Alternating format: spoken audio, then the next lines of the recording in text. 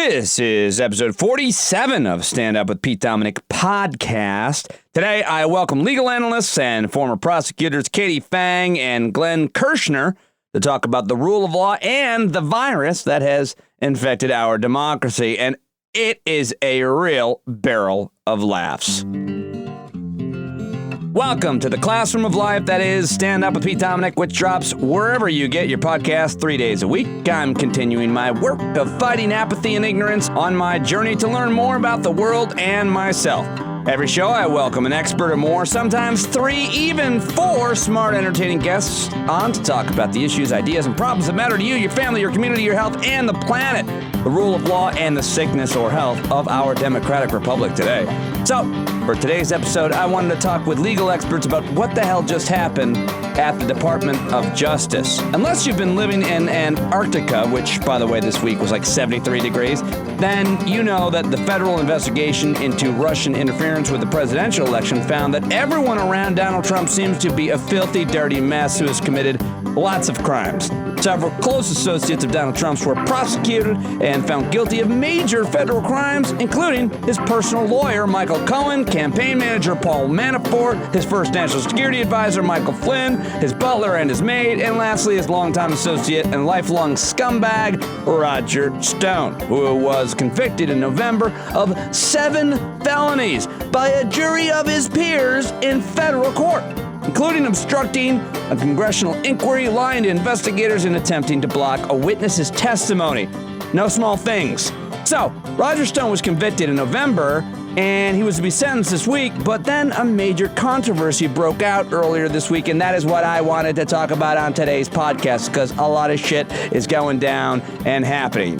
Here's how the Washington Post put it. All 4 career prosecutors handling the case against Roger Stone withdrew from the legal proceedings Tuesday, and one quit his job entirely after the Justice Department signaled it planned to undercut their sentencing recommendation for President Trump's longtime friend and confidant. Washington Post goes on and says the sudden and dramatic moves came after prosecutors and their superiors had argued for days over the appropriate penalty for Roger Stone and exposed what some career Justice Department employees say is a continuing pattern of the historically independent law enforcement institution being bent to Trump's political will.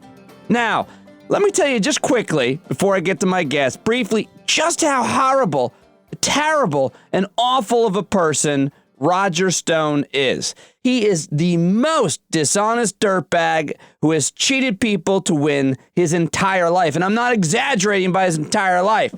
Stone, when he was in elementary school, in 1960, he broke into politics, according to Wikipedia, to further John F. Kennedy's presidential campaign. Quote, I remember going through the cafeteria line and telling every kid that Nixon was in favor of school on Saturdays. It was my first political trick, unquote. I mean, really? That's what he did. When he was a junior in high school and vice president of student government in his high school, he manipulated the ouster of the president and succeeded him. Roger Stone recalled how he ran for election as the president of student government his senior year. Quote, I built alliances and put all my serious challengers on my ticket. Then I recruited the most unpopular guy in the school to run against me. You think that's mean? No, it's smart. No, it's mean. It's dishonest. It's deceptive. And when you're running for public office, it's not like you're selling boner pills. In 1972, Roger Stone continued his filthy, dishonest practices while working on the Nixon campaign. What a surprise. He contributed money to a rival of Richard Nixon's. He himself contributed money, but in the name of an organization that would make his opponent look bad, the Young Socialist Alliance. Then he gave the receipt to a newspaper, the Manchester Union Leader. This guy, I mean, it's horrible. If someone did that to you in business or any politician, Democrat or Republican, did that, you would think it's gross, wouldn't you? You would be offended by that. You would think that is filthy and dishonest and unethical and against any kind of moral belief I have, wouldn't you? If you didn't, what kind of person are you? So Roger Stone goes on to become a lobbyist. And he was, in my opinion, it could be argued, he was one of the founding fathers of corrupting government. here in the United States of America with horrible special interest money, which is the biggest problem that we have, which is why we need campaign finance reform. But Roger Stone was a pioneer in corrupting government with special interest money. And Roger Stone, by the way, would take money from anyone to do anything, as long as it was, quote, legal, he says. But he went to work for some of the worst people in the world, like brutal third world dictators I'm talking about in Zaire and the Philippines. He'd lobby for anybody, anywhere for a price. He didn't care. I mean, maybe you have a job that you don't feel good about what you're selling or what you're doing or what you're creating. Maybe. But would you go to work for any third world dictator if they would just pay you a lot? Would you? Maybe you would. I don't know. Everything is upside down. Where is our moral compass? What is it? Anyway, former federal prosecutor Chuck Rosenberg, writing in the Washington Post, called this story a revolting assault on the fragile rule of law. Former Department of Justice Inspector General, a guy named Michael Bromwich, he said Donald Trump is openly corrupting the Department of Justice. Former Republican Bush administration member, David Frum, who I've talked to a lot of times, he said in a tweet, you can have the rule of law or you can have the Trump presidency, not both. And it's getting worse after each time Trump is caught and enabled by his corrupt cabinet and supine senators. He then asks on Twitter, David Frum, why does Trump care so much about Roger Stone? More about Roger Stone than any other convicted criminals on his campaign. Is it because Roger Stone has been one of the many close Trump associates who've been helping him bury bottles and bodies? I read that wrong. Damn it. This is actually a reply to David Frum's tweet anyway. It was, is it because Roger Stone has been one of the many close Trump associates who have been helping him bury bodies for over 30 years? Okay, so to recap now, in the morning, Trump tweets that it's unfair that his longtime advisor turned felon, Roger Stone, is facing a lengthy prison sentence. Then Trump's Attorney General Bill Barr intervenes, reducing the prison sentence. And then Trump congratulates Bill Barr for doing his bidding. And now Bill Barr is saying, I don't like all the tweets. I can't do my job without all the tweets. Whatever. He's just saying that to tell. He's covering his own ass. Trump is fine with it. He's wink, wink, nod, nod. They are best friends. Bottom line is Roger Stone is a dishonest dirtbag who has cheated people to win his entire life. And joining me to talk about it are Katie Phang and Glenn Kirschner coming up. Don't forget to subscribe to this podcast on Patreon. My dad just subscribed. Thank you, Dad. Appreciate it. I mean, Jesus, took you a while. And I think that's hilarious that he is subscribing. He did pay for a subscription to SiriusXM. Now, I got him a free subscription to SiriusXM, him and my mom, of course. I think I had to negotiate that with him in a contract. Anyway, not my parents, but my company. Here is now my conversation with Katie Phang and Glenn Kirschner. Thank you for subscribing on Patreon. Thank you for giving us a rating. And now I'm going to stop yammering and get to the experts who can analyze what this all means for the Department of Justice, for the rule of law, for President Trump, for Roger Stone. And by the way, my first guest, the President of the United States, tweeted. He quote tweeted something that she wrote on Twitter this week. I'll ask her about that. That's a pretty crazy experience to have happen. The President tweeted your tweet. Quote tweet. Dad, that's what that means. Quoted your tweet. Anyway, Katie Phang. We'll talk about it. Joining me now, the great, the brilliant Katie Phang. She's an NBC, MSNBC legal contributor. She's a trial lawyer at her own firm, Katie Phang, PA. KatiePhang.com. I've got to ask you your reactions to this big news that I'm talking about. And Roger Stone, of course, was convicted of 7 felonies by a jury of his peers in federal Very court. Important note, yes, that it was a jury of his peers. This was not some judge randomly plucking a guilty, verdict out of the sky. So that's really important. And we'll get to the judge, but those charges that he was found guilty of include obstructing of a congressional inquiry, lying to investigators, and attempting to block a witness's testimony. So, Katie, you were a prosecutor in the past. What were these 4 prosecutors? What was their job? And what happened as a result here with Roger Stone? I think as a baseline kind of analysis for purposes of looking at what's going on right now in terms of this crisis that we're all facing, not just members of the legal community, is to understand the basic attorney-client relationship. I am a practicing trial lawyer and attorney. I have clients day in, day out. I deal with them all the time.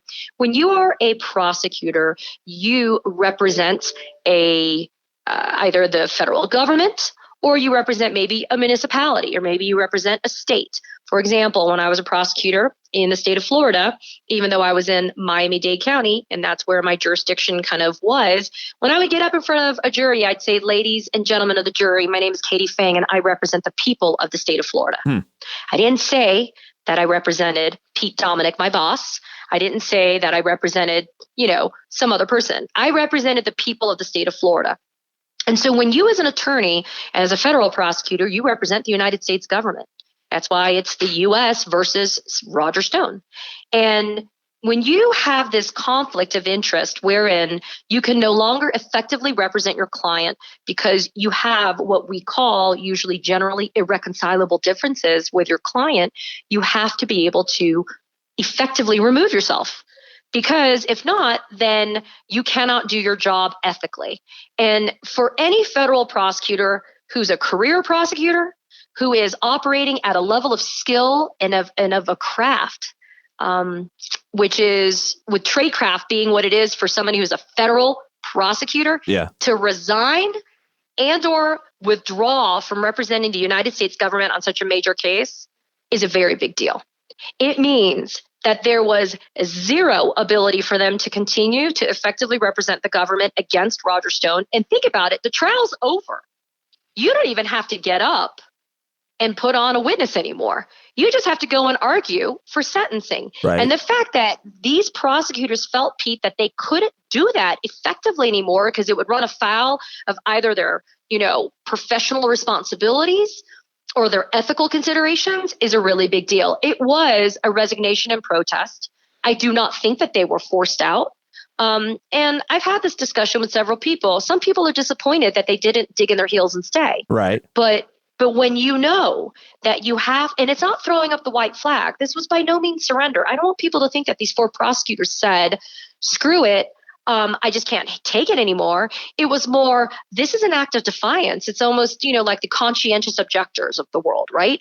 This is an act of defiance that is permissible within my job, but will there be repercussions? Shit, did we ever think that Vindman was going to get walked off his job with his brother? Yeah. So I don't know. Maybe there are repercussions. Well, there are always repercussions, as this president has said over and over throughout his entire career. He will always, get back and hit harder. But Katie, going back to these 4 prosecutors they cited the federal sentencing guidelines to suggest this is normal. This is what prosecutors do, federal prosecutors to the judge.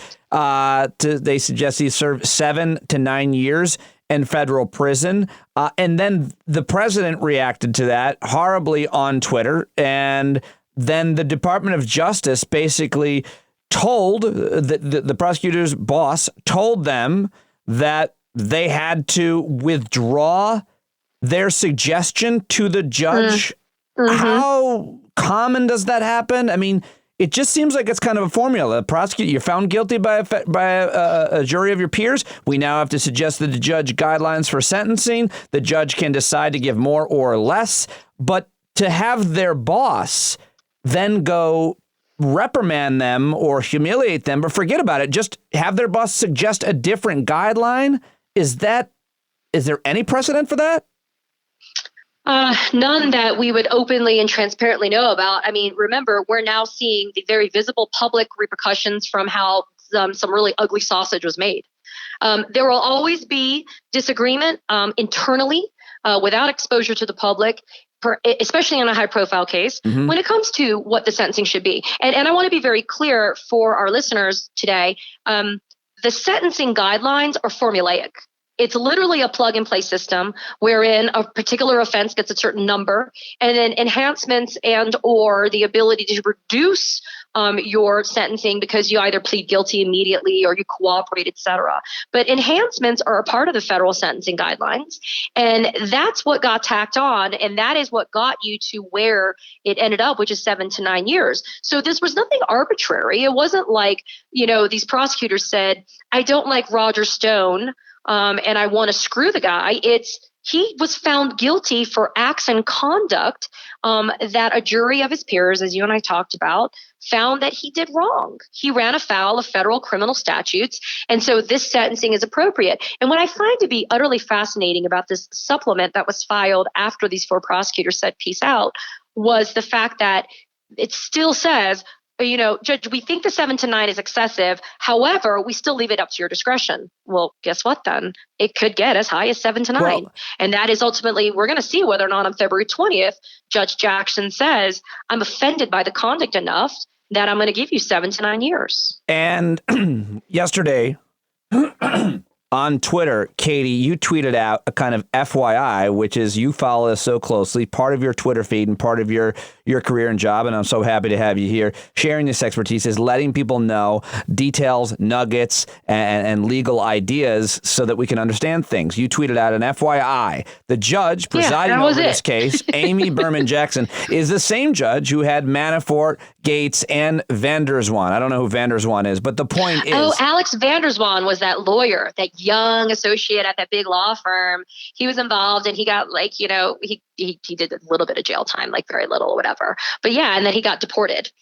Okay. So he was like a minor player. But yeah, he was a part of the Mueller investigation. He was a part of that whole team, And so the president of the United States used his massive Twitter, 70 million people. He quoted your tweet, that FYI, and he writes, Is this the judge that put Paul Manafort in solitary confinement? Something that not even mobster Al Capone had to endure? How did she treat crooked Hillary Clinton? Just asking. So my question to you is a personal one. When the president tweets about you, and granted it wasn't one targeting you necessarily, he was actually sharing this FYI, but obviously using it. I mean, personally, what has been the result of that? Has there been... Within seconds or minutes of him quote tweeting me, my phone started blowing up and I couldn't understand why. And then my feed started going crazy. And then I don't have open DMs on Twitter because I tried that experiment once and that failed miserably. Okay. But I do have a public presence because of my law firm. And so the emails and the tweets and the mentions, I mean, it got a little out of control. What was the nature of it? Well, there were some people that reached out in acts of encouragement and support, which I find to just be so disconcerting that in our day and age that the president mentioning you in that regard is not something of valor or something that's good. Right. It was people like, are you okay? Right. And it made me scared. If you want to know the truth, yeah. I was scared because I'm not home right now. I'm worried about, my family, my property, everything. And the fact that I have to worry about that is stunning. And then, of course, the Trump trolls came out strong and sent nasty messages. And I'm used to the trolling, but not on this level. I mean, it gets amplified. And luckily, he's now moved on, and it's kind of dying down already. So it was like, not even a 24-hour ride of hell. But it's not easy. It's not easy to, and you're so tempted to want to respond, right? You're so tempted to want to take the bait, and it's so hard not to. I'm a principled person. Do you have to now thank the president of the United States for thousands of new followers? No, my husband said, he goes, you should thank him. I'm like, you must be smoking crack, because I will not thank the president of the United States for anything of that ilk. And you looked over and your husband was in fact smoking crack. And you're like, what? Are you smoking crack? Like, what are you smoking? No, it was just crazy. I'm like, I'm never going to thank this man for this. It's crazy. So Amy Berman Jackson is the judge. So she has the final say here on the sentencing of Roger Stone. She does. And she has a bit of a pass with Roger Stone because he was basically, I think, taking shots at her while she was overseeing his case, if I'm not mistaken. You are right. You are right about that. So, I don't know. I guess I'm asking you for analysis or prediction about what she is going to do here. Isn't the president putting his finger on the scale here and influencing anything she may or may not do? The answer is no. This is a very straight shooting, no BS judge. She is not the kind of person that's going to be cowed or intimidated by Donald Trump or even Bill Barr, who, by the way, within minutes of us doing this, the announcement came out that he will be testifying before House Judiciary on March 31st. Bill Barr will be? Yes. And one of the things he's going question about is this Roger Stone sentencing situation. And so Bill Barr will have to answer questions, albeit weeks from now. I don't understand. Are people on spring break or something? Like March 31st is like 6 weeks away. But Bill Barr will have to answer questions from House Judiciary about this. But no, Judge Amy Berman Jackson, remember, she also had Manafort. She sentenced Manafort to a chunk of time as well. So she's not scared. And if I were her, if the dreams are dreams and wishes are wishes, if I were her, I would not grant the motion to withdraw, or I would not recognize the withdrawal by these prosecutors without making an inquiry on the record. What does that mean? Meaning, I would bring the prosecutors in, especially the ones that just withdrew, not the one who actually resigned wholesale from the U.S. Attorney's Office as a federal prosecutor, and I would challenge them to explain why they are withdrawing when they are.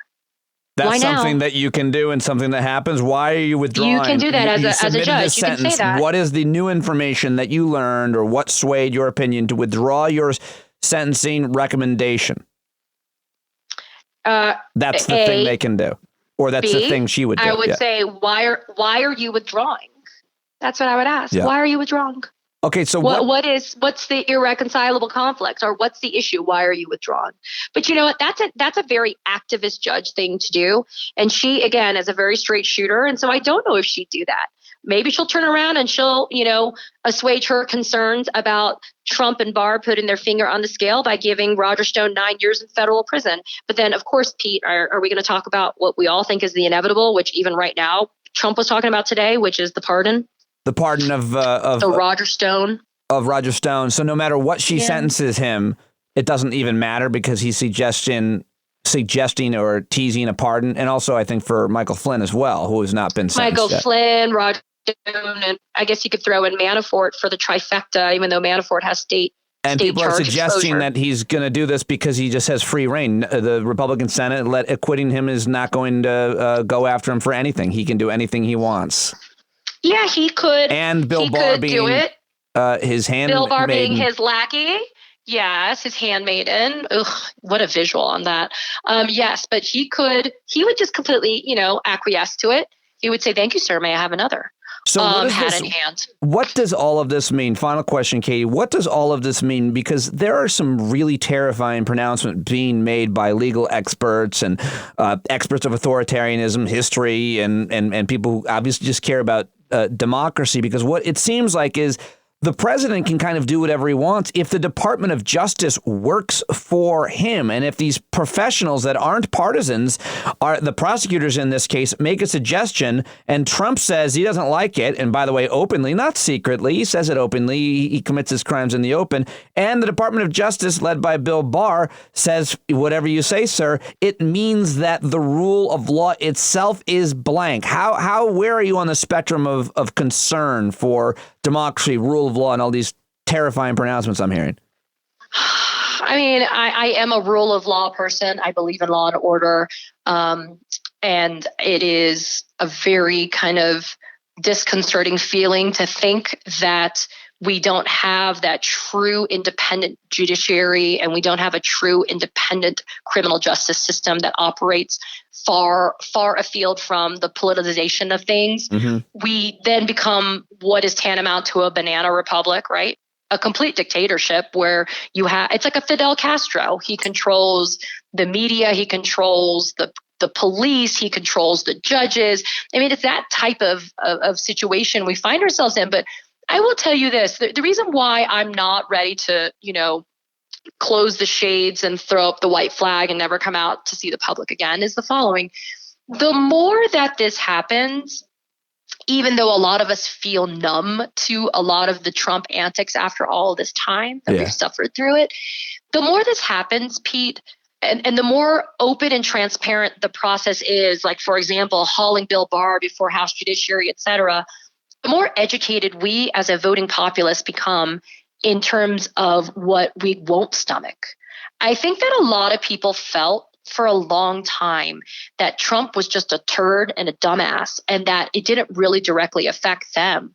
But I think they're starting to see that it does directly affect them in so many different ways. And I know that the more that you feel a direct impact on you. And these things are important. I mean, if you think about the true constitutional Republicans, the people that really believed in the strict construction of the Constitution, that is not the Trump administration. That is your George Conways, right? Right. That's your, the people that are saying, whoa, time out. I was a founding member of the Federalist Society, right? Or, I was a huge part of this, but this is not who we are. Strict constructionists, people that are true Federalists, don't allow for a king president to basically dictate everything that has to happen. That's not how we work. And so I'm sorry, Pete. So I think that that's ultimately what it is. The benefit that's going to happen is, and the reason why it's good it's happening now, is it'll give people more inspiration to be angry and to want to affect change by voting him out in November. Well, I am glad that you are optimistic by that, and I will hang my hat on your optimism and your outlook on it, and I appreciate, as always, Katie, you for joining me. Katie Phang, follow her right now on Twitter. Go to her website, hire her for your lawyer, katiephang.com, by the way, and watch her on NBC and MSNBC. Really appreciate you joining me, as always. Thank you. That is some great analysis from Katie Phang. Can you give her a follow on Twitter and support her there, where the president quote tweeted her, and she did get some pretty nasty stuff. So at Katie Phang, KatiePhang. Follow her. Tell her you heard her on this podcast, and I'm really glad that she was able to join me. Now, my second guest on this issue, also a former federal prosecutor. I say also, she was a prosecutor, but not a federal prosecutor. She was in Florida, the state of Florida. But Glenn Kirschner was at the Department of Justice for 24 years. He was also an Army JAG officer and had a lot of experience in the federal government. Really smart guy. You can see him in MSNBC all the time. Love talking to him. And Glenn is very active on Twitter. You should follow him there. That's at Glenn, Glenn, 2 N's, Glenn, Kirschner 2. Glenn, at Glenn Kirschner 2. So I've got Glenn Kirschner on the phone right now, and you were actually a prosecutor in the federal government for 30 years? You know personally many of the players here, including 2 of the prosecutors that resigned. There were 4 total. And you also know Jessie Liu, who we can talk about, who herself has now resigned. So give me your understanding of what happened with this situation. Yeah, Pete. So, hold on tight, because this is a dark day for the Department of Justice, for the criminal justice system, certainly for equal protection of our laws, because of the way Trump and Barr have now weaponized the criminal justice system to both do Trump's dirty bidding and continue to cover up his crimes by making sure the Roger Stones of the world are taken care of. But so here's what happens in a nutshell. 4 strong, solid, apolitical career prosecutors, 2 of whom I worked with at the U.S. Attorney's Office in D.C. before I retired. They tried the Roger Stone case. I was in the courtroom. I watched it. They are expert criminal litigators. And not surprisingly, they won convictions hands down, all 7 counts, 7 felony counts against Roger Stone, 1 for obstructing justice and obstructing Congress, and frankly, one of the most consequential congressional inquiries that we've had in our lifetime, the investigation into Russian interference in our 2016 elections. He lied over and over and over again, picking up 5 felony false statement charges, and then he also tampered with a witness by trying to get Randy Credico to lie to Congress for him. And when Randy Credico stood strong and refused to do it, Roger Stone threatened to kill him. Those are 7 pretty consequential federal felony crimes.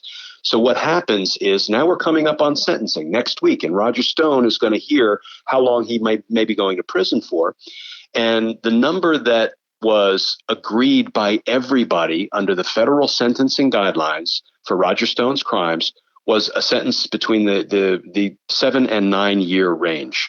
And that is a Heartland guideline sentence. These are not the prosecutors trying to hit a long ball sentence and beat their chests about how long they can send Roger Stone to prison.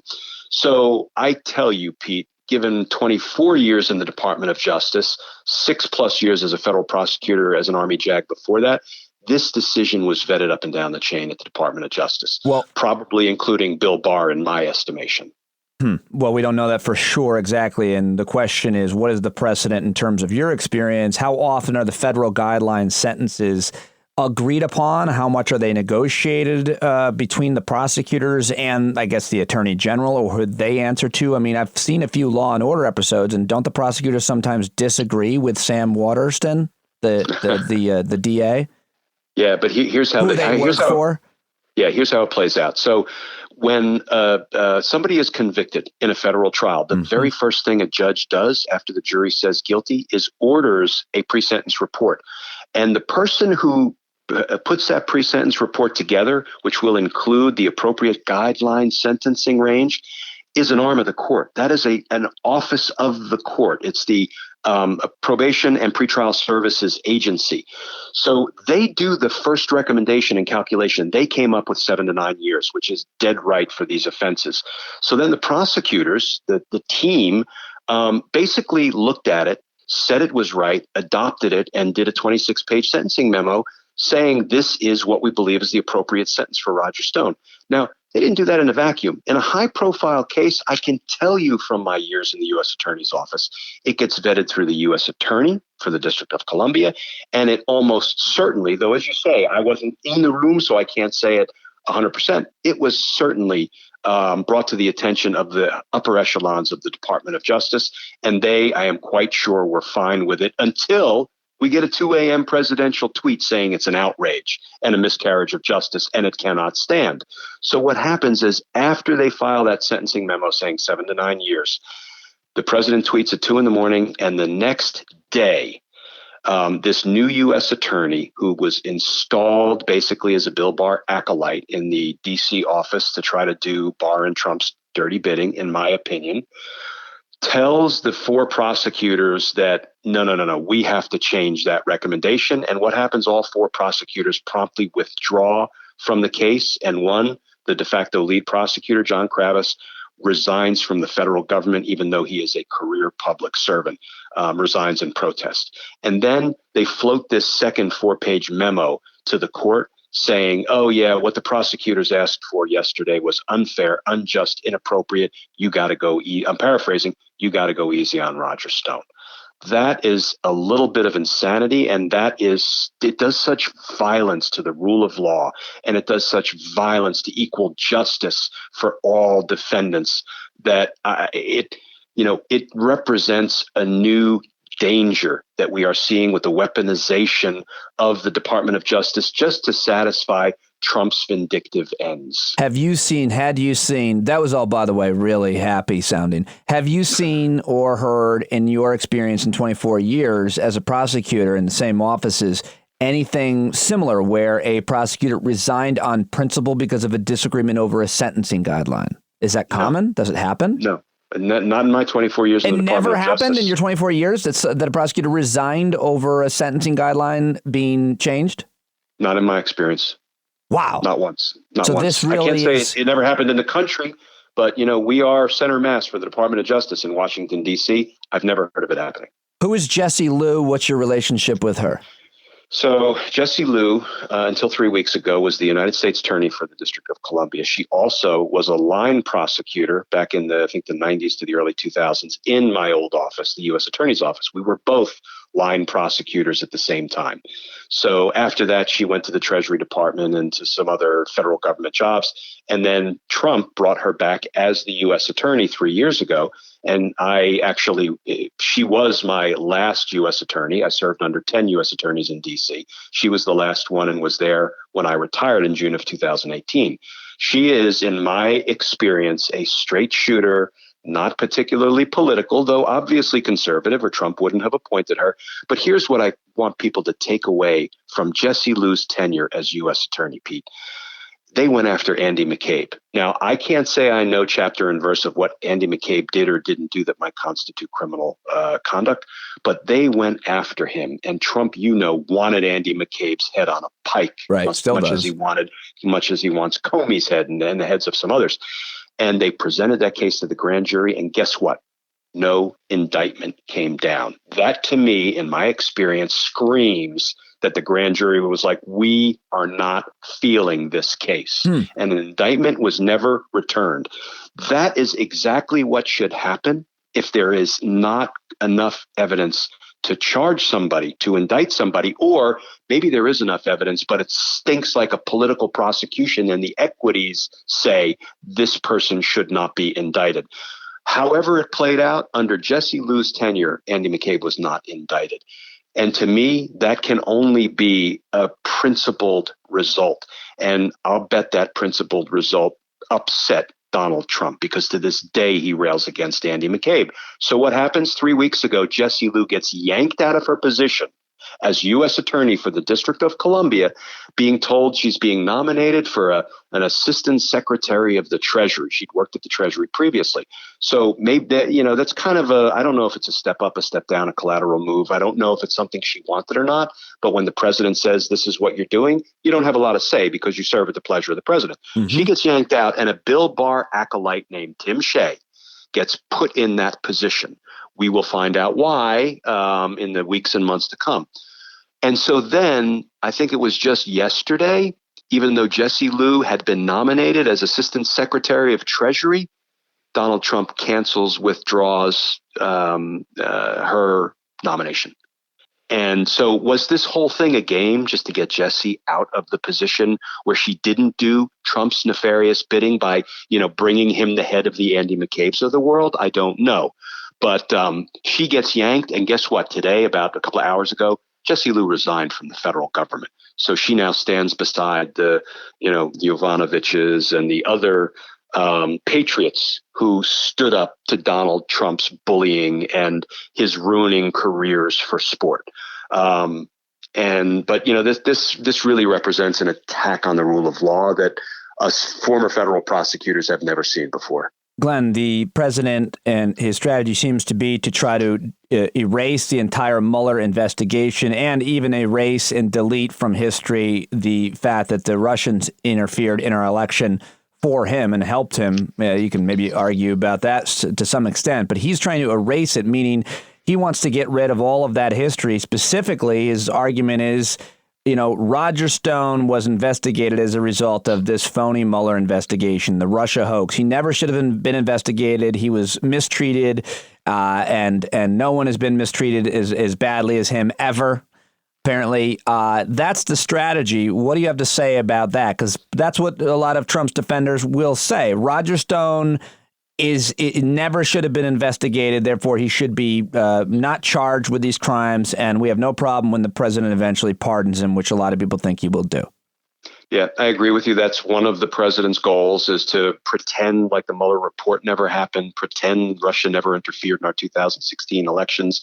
Anybody who cares to read the Mueller report or who paid any attention to what was learned as a result of that 2-year-long investigation knows, and you can't erase the fact that there were 140 contacts between Russia and the Trump campaign. There was extreme coordination, and that Russia was trying to hurt Hillary Clinton's candidacy, and Russia was trying to get Donald Trump elected. And then in volume 2, there are 10 instances of obstruction of justice. I'll call it what it is.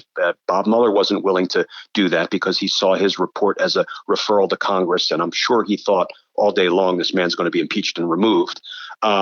He can't erase that. He's trying, but anybody who pays any attention to that, it will never be erased.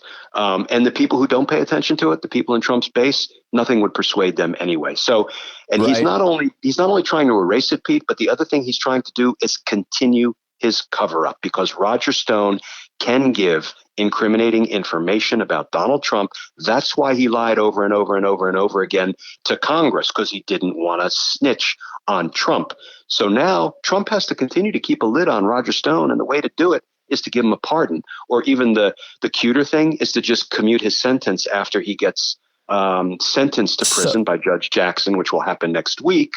And that way, I don't want to get that too down in the legal weeds, but if he commutes the sentence but leaves the conviction in place, then Roger Stone maintains his Fifth Amendment right against self-incrimination and can't be compelled to testify. Okay. That's a long game right there. I'm glad you did get in the weeds. He probably knows that. Let me just try to play out what I feel like is the narrative and scenario, and you tell me if this is correct. Basically, the President of the United States, Donald Trump, he appoints certain people to secretaries, undersecretaries, different jobs, and if they don't do the job that he wants, they don't carry out his agenda, then he often fires them, and that's his he can do that. But if they do the job he wants, and part of their job is to conduct investigations. In Jesse Liu's case, he appointed her. She had to prosecute her office, Roger Stone. He was found guilty by a jury of his peers on 7 counts, and they suggest a sentencing guideline. Amy Berman Jackson now will sentence him to some kind of sentence, and then the President of the United States will just pardon him, meaning that this entire process, which is supposed to work a certain way, will be he can hijack the process at the very end. That is what's happening. What did I get wrong about what is happening legally in terms of the rule of law, the prosecutors, the juries, the judges, and where the president can come in at the end? You got none of it wrong. So what that means is the rule of law doesn't really matter, because if you're found guilty, even by the people that he appointed them. If you're found guilty by those prosecutors, and the judge then sentences you to give you a sentence, he can then just pardon you, because he can do that. Most normal politicians, presidents would never consider such a thing, but he is now untouchable after the acquittal of the Senate. Yes? Yeah. He is pardoning his partners in crime. Someday, this is what I've been preaching, maybe yelling into the void, but after a Democratic administration takes over, we can't turn the other cheek. We can't let bygones be bygones, and we can't put this long national nightmare behind us by pardoning anybody. Every one of these criminals, these wrongdoers, need to be held accountable. And that's why, I'm going to try to be the first one in line to join the Trump Crimes Commission after a Democrat takes over. And it's going to be part Nuremberg trials, part Truth and Reconciliation Commission. And we are going to go after every single politician, appointed or elected, who committed crimes to help Trump. It has to be done, because if it's not done, we're going to get another Trump and another Trump and another Trump. And that's not literally the country that we want. Because Junior. Yeah, well, literally, when you talk that way about the Trump Crimes and Commission Tribunal, I got to say, Glenn, you do get me a little aroused. I hope that is what comes to fruition. However, you have been saying that for a long time that it's all going to come falling down at some point. I'm trying to find, one of your most recent tweets is something to that suggestion. So when? How much longer do we have to wait? What does it look like? Your last tweet. Not your last tweet, but your pinned tweet is: the walls of this corrupt administration will come tumbling down. Glenn is on Twitter at Glenn Kirschner 2. You should follow him. He's great there. When? Where are the walls? They seem to be only being built on the border and being blown over by a light wind. Yeah, the only thing I am completely confident of is that Trump will continue to be reckless. He will ratchet up his lawlessness and his corruption and his abuses of everyone and everything. So eventually it will be a bridge too far for at least somebody other than Mitt Romney and the Republican Party. Mitt Romney is not the last Republican that will turn on Donald Trump. Justin Amash may have been the first. Romney may have been the second. It's not over. Trump will, I think people need to start standing up for the rule of law, because what just went on in the Stone case is a complete, co-opting of the rule of law and of the Justice Department. And nobody is safe in Donald Trump's America. And some of these Republicans better wise up, because they will be in his crosshairs tomorrow. Yeah. If they do him wrong, or he perceives that they do him wrong. So he's going to continue to be reckless. I hope he falls before the election. He will certainly fall, I believe, in November of 2020, if not before. Here's my grave concern, though. Between November of 2020, assuming he loses the election, and January, when a new president is sworn in, he's going to try to burn the government down, literally and figuratively. And he's going to pardon everybody, and it's going to be an absolute horror show. But the only thing worse than that is if he's reelected and he can burn the government down for the next 4 years. Well, I'm just on kayak.com to plan my vacation in New Zealand for November 2020. Last question. Amy Berman Jackson is the judge in this case. He has attacked her and criticized her repeatedly, if it's my understanding. But what do you predict that she will do? And again, doesn't really matter if he decides he wants to pardon him, Roger Stone. I think she will. She's probably going to tune out all this white noise of, a sentencing memo one day saying 7 to 9 years, a sentencing memo the next day saying 7 to 9 years is unfair and inappropriate. You got to go easy on him. I mean, I think all of that is absolute insanity. And if I were the judge, I would say, listen, I am setting all of that aside and I'm going to give him the sentence that I deem is appropriate because I'm the one who witnessed this trial and I have a sense of how many years in prison he has earned. But I would also say, but I want the U.S. attorney to appear before me and explain how one day he can say 7 to 9 years is appropriate and 4 career public servants made that assertion to the court. And then the next day, some political hack says, no, our bad. You got to go easy on him. I need you to explain that before I reach a final conclusion about what the appropriate sentence is. But she's going to give him some years. It's going to be an appropriate sentence because she is a good, strong, independent jurist. And then somebody asked me yesterday, will she let him stay out for 30 days to gather his affairs together? And I said, no, she will say, go to jail, directly to jail. Do not pass go. Do not collect $200. Nice. So we will see him, I think, marched out in handcuffs, hopefully next week. I said that was the last question, but I got one more. Bill Barr is going to be testifying in front of the House Judiciary Committee. Democrats are going to have a real whack at him. If you were up there or you were suggesting questions, what questions would you ask of the Attorney General? Well, first of all, I don't believe for a minute he's going to appear. And second, if he does, he's not going to tell the truth. Because let's face it, this is the man who, when asked by Senator Harris, did anybody in the White House ever ask you to open an investigation? And he said, ask me? And she said, what about suggested? I'm grappling with the word suggested. And then he perjured himself. And you know how he perjured himself? He said, I don't know. And she said, you don't know? It seems like you'd remember something like that. He said, I don't know. People may think I don't know is a perjury-proof answer. Guess what? It ain't. Really? If we had to take I don't know as gospel every time we put somebody in the grand jury or on the stand at trial, we could never prosecute anything successfully. He did know. And all it takes is a little bit of evidence to prove he did know, and then it's a perjury charge. So what I would do is I would set every perjury trap I could think of to basically set him up for the Trump What did you know and when did you know that type of stuff? Exactly. Yeah. And then I would get everybody to come in to contradict him. And then in January of 2021, he would be charged with lying to Congress. Why do you think he won't show up? Because he won't have to. Because, listen, the Senate has already said, we are seeing the death of oversight of the executive branch. Think about it. I mean, that was Article 2 of the Articles of Impeachment, obstruction of Congress by refusing to comply with any lawfully issued subpoena. And the senator said, that's good to go. That's okay. Why in the world would Bill Barr not take advantage of that precedent? Glenn Kirschner, I appreciate your time. You are one of the best commentators on these legal issues, and you're kind to join me. And even though you're with MSNBC, you're talking to a lot of other people getting that word out. And I greatly appreciate your time. Thank you. Thank you, Pete. Okay, Glenn Kirschner and Katie Phang, thank you very much for joining me. Follow them on Twitter, support me on Patreon. And before I wrap up today's show, and I hate to be so somber and sound so afraid, but these are crazy, dark, and scary times that we're living in. And I want to bring more levity and humor to the show, and I promise you I will in upcoming episodes. And I'll be talking to really funny people.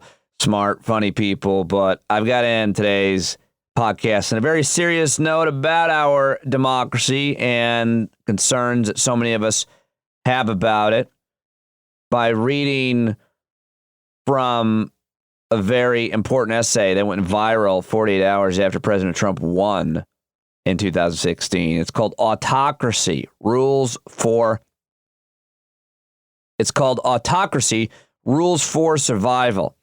And in the run-up to the 2016 election, Masha Gessen was a really important, celebrated journalist, and she stood out because she was warning of the ominous significance of Donald Trump's speech, his behavior, and just the fact that he's a completely unprecedented candidate in the United States of America, but maybe a little too similar like candidates in places where she had lived and studied. She wrote all about Russia and Vladimir Putin, where she lived. She's written 11 books, National Book Award winner, and here it is from that essay that went viral just right after Trump got elected. Institutions will not save you. It took Vladimir Putin a year to take over the Russian media and 4 years to dismantle its electoral system. The judiciary collapsed unnoticed. The capture of institutions in Turkey has been carried out even faster by a man once celebrated as a Democrat to lead Turkey into the European Union. Poland has in less than a year undone half of a quarter century's accomplishments in building a constitutional democracy.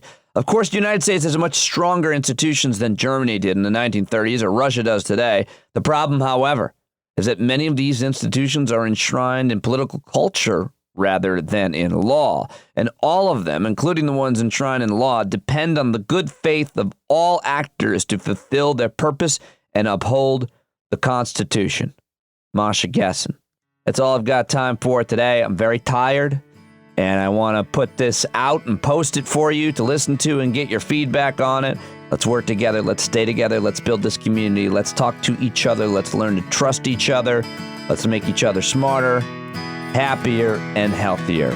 Join the Patreon where there's a whole community of people doing that. Subscribe to the podcast. Email me standupwithpete@gmail.com and be the change that you want to see in the world.